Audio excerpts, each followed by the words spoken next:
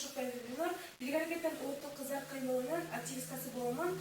Мен бүгүн номер 7 үй бүлөлүк дарыгерлер тобунун кызматкерлеринен интервью алганы келгенмин. Тилекке каршы булар отчетко кетип, номер 7 үй бүлөлүк дарыгерлер тобунун атынан бизге Жарканай Алиева эжебиз интервью берди. Биздин темабыз төмөндөгүчө болчу. Кыз ала качуу салппы же кылмышпы? Жана ошондой эле азыркы пандемияга жараша коронавирус бул кандай оору? Жана ошондой эле анын алдын кантип алсак деген темада интервью алдык.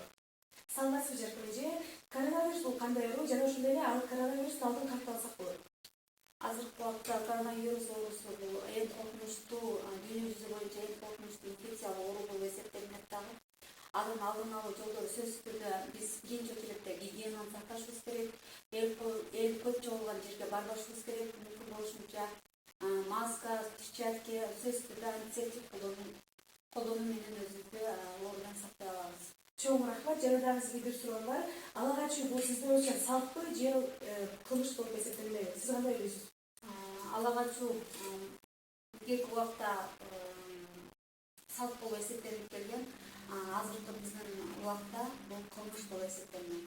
Чоң рахмат.